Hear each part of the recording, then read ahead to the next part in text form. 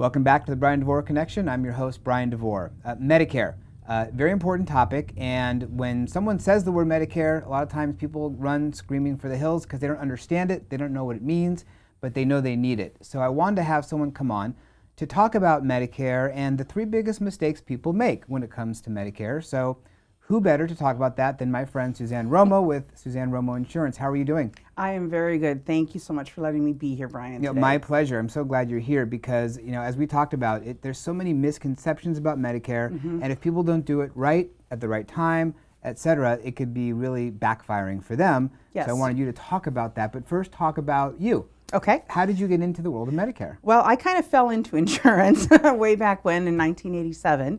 I started out helping people with life insurance and with loans back when interest rates were in the 12s and 13% to buy a house. Did that for about 10 years. And then when I was in my mid-30s, I shifted over to investments and I helped people get their 401ks and their IRAs put together. When I was 40, I reinvented myself again and I created a farmers insurance agency from scratch, and I sold that in 2018. And I'd already started helping people with Medicare, and I have to say, out of all the insurance and financial services I've ever done, this has been the most rewarding career I've ever had, because I truly feel that I can help people, and they're so afraid of Medicare, and they should be. Yeah, because they're afraid to make a mistake. And unfortunately, I see more mistakes than I really wish I did. Right. Why do you think that is? Well, the way I explain it to clients is you've worked your entire life for a company, XYZ company, and essentially they said, here's your health insurance, take it or leave it. So you really never had to understand anything other than who your doctor was and who your medications or what your medications were. And now all of a sudden you're 65 years old and you're losing this group coverage that you never really looked into, other than I had to have it so I could, be sick and I could have coverage. And now all of a sudden you have Medicare Part A, B, C, and D, you have supplements, you have Advantage plans, you have PDPs. And when I first started helping clients with this, I told my husband, I speak insurance and I can't understand this. So, Wow. so you have people who've never had to do this, and now all of a sudden they have to understand health insurance. Right. And so mistakes are made. Right. So, and there's probably, we're going to talk about three. There's Yes. probably more than three, but we want to Yes. highlight the top three. And Yes. of course, for anyone who is watching this video, we want them to call you to learn more about this and the other mistakes people make. But these are sort of the three that we pinpointed are the most common Yes. and potentially the most devastating to them. Yes. The first one is not enrolling on time. Yes, and this is a big one. Everybody has what's called their initial enrollment period, and it's a 7-month window. It starts 3 months before their birthday, the month of their birthday, and 3 months after. And during that time, that's when they have the opportunity to enroll in Medicare, no penalties, no questions asked. And unfortunately, people, maybe they're working for a small company, they think they have the right coverage. If they don't have what is called credit, like credit card, creditable coverage, and they don't enroll in Medicare, they're going to have lifetime penalties. Wow. Yes.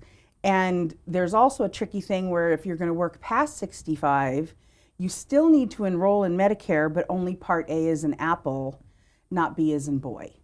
And so I've seen people enroll in B that didn't need to, and Uncle Sam happily takes their money and will not refund it. They can stop it, but that money is lost. Right. So they're paying for group coverage and they're paying for Medicare.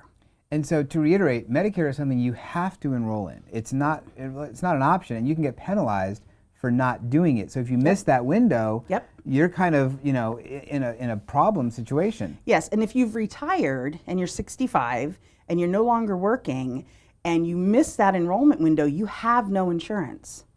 The next opportunity you have is January. So let's say June was your birthday and you missed it, you're now not going to have coverage at all, any health care, until the next open enrollment period. And as we get older, probably our needs for insurance are going to be greater. Yes, yes, absolutely. So you recommend people start talking about Medicare, not when they're 65 or even a couple months before. It's when they're 64. Yeah, 63, 64. And the reason why is Medicare is so complex that I want somebody to be able to have a conversation with me at 64, for me to start speaking to them in Medicareese, start educating A whole new them. language. Yeah, it's its own language. It's not even insurance-ese, it's Medicare-ese. And so that they can start kind of percolating on it and start thinking about what choices they want to make. Because there's some major choices that they do need to make, and they're going to be bombarded, and we'll talk about that at the very end here. They're going to be bombarded with all kinds of opportunities that are not necessarily true. And I want them to really start to be able to chew on it early, so they're not panicking. Right, that makes a lot of sense. The second biggest mistake that people make is leaving group coverage when they don't have to.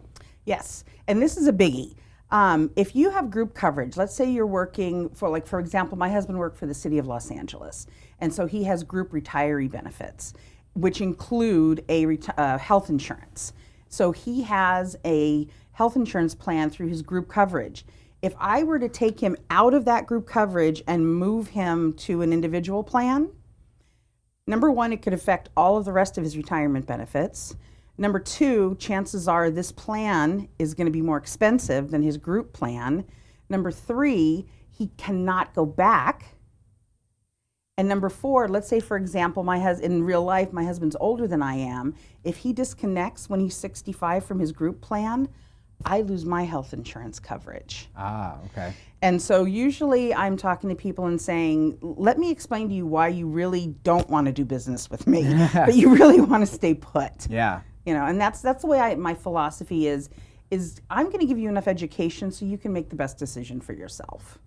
That's huge. And so to be clear, if they have group coverage, do they still have to enroll in Medicare because they're 65, or do they not have to? No, they do still have to. Okay. Because what ends up happening is Part A as an apple is the hospitals, home health care, and hospice. I call it the ho-ho-ho of Medicare. And your employer is going to want that to step in. Got it. Okay? Because now Medicare would be your primary coverage, and then your group is your secondary, so your employer's saving money. Got it. Also, they do want you to enroll in Part B as in boy. Some employers will reimburse for that. Other times, like I said, if you're going to stay working, you don't necessarily have to enroll in B yet. Okay. Okay, so if you're going to continue after 65, the main thing is just to get you into A. Got it. And just real quick, if you've worked 10 years in this country, chances are you have zero premium on that. Okay. Got it. There's a lot to know. There's a lot to know.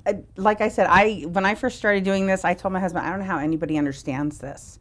And each person is individual. There is no cookie cutter in this. Right. Not at all. Not at all. A husband and a wife can have two totally separate policies, completely different type of policies, because they have completely different needs. Yeah. So you talked about Part A as an apple, Part B as in boy. So the third biggest mistake that people make is believing a lot of advertising that's out there regarding paying for Part B. Talk about that. So, you know how you see these commercials where they offer you everything, and then you see in the very small print, only, certified buyers, qualified, highly qualified, blah, blah, blah, blah, blah. What these commercials, and they have big name actors and football players and stuff, and they talk about the fact that, we can get you potentially to not have to pay for Part B, as in boy. And that's the first thing everybody asks me is, how do I stop paying for Part B? And I say, are you broke?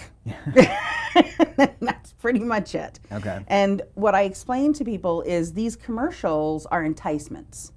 It's like the grocery store that has the roasted chicken at the very end, and it's $5, but you got to weave your way through everything else. It's really no different. And so it's a way to get your information and potentially switch you to a plan that's not appropriate for you.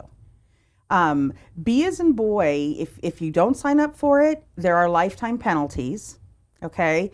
And if you unhook it because you're seeing one of these commercials, and you say, I don't have to pay for this because I believe what I saw on TV, now all of a sudden, lifetime penalties. And that could be, how much are we talking? Well, it's 10% a year for every year that you do not have Part B as in boy. So for example, if somebody's 65, right now the current Part B minimum premium is $170.10. Okay. So let's just say, and I've run into this, you say, you know what, I'm healthy, I don't care. I'm not paying for this. All right, no problem. And now you're 75. So now you've got 10 times, right? And so now you've got a much bigger premium in the 300s. And that's forever. That is lifetime. So it's a retroactive penalty for not signing up when you were supposed to and not paying for it. Exactly. So they call it a penalty, but what it really is the stuff you should have been paying for. Right. And also people really need to sit down and make sure they have enough quarters. A lady I talked to last night, she only has 37 out of the 40 quarters necessary. So for her Part A, she's paying $250 a month. And that's lifetime. Okay. And so yeah, these are I call them landmines that can be easily avoided if you sit down with somebody, such as myself or another Medicare advisor, and really have a heart-to-heart. I ask a lot of questions on my intake to find out, well, what other benefits could we possibly get you? Are you VA? Are you TRICARE? Are you government? That kind of thing. Okay. So yeah, there are some serious mistakes, but they can be avoided. And to be clear, Part A are the ho, like you said, hospitalization, hospice, and home care. Right. Part B covers? Doctors. Okay. So the simplest way I can explain it is Part A, I say, is the physicality of the hospital and the care. Part B is the doctor. So when you walk into the doctor's office, Part A is taking care of the office and procedures inside. Part B is taking care of the actual doctor. Got it. So, and so that's where the A and B work together. Okay. And there's lots more, but these are the main. Right. These are the main things. Ones. We are at the tip of the iceberg when it comes to Medicare. Scratch. So for more information about these 3 biggest mistakes and a lot more that you're going to want to learn, no matter what age you're at, because to be fair, you may have a parent who is getting to that age, and maybe they're not considering it, so the adult children have to get involved. Yep. Contact Susanne. Her information is on screen, her web address, phone number, etc. You can reach out to her. Just get educated on the entire process, learn what you need to know, so you don't make the mistakes that other people are making and get penalized for it. Right, and also when you, even though you're already 65 and you're on a plan, please review your plan every year because they change. Right. They change every year. Yeah, so you got to keep going, keep reviewing, and that's one thing we talked about. You don't just sign them up and forget about it. You're going to be with them every step of the way. Yeah, I'm a very high service, high touch person. That's why you're here. Thank you so very much. Thank you. I really appreciate it.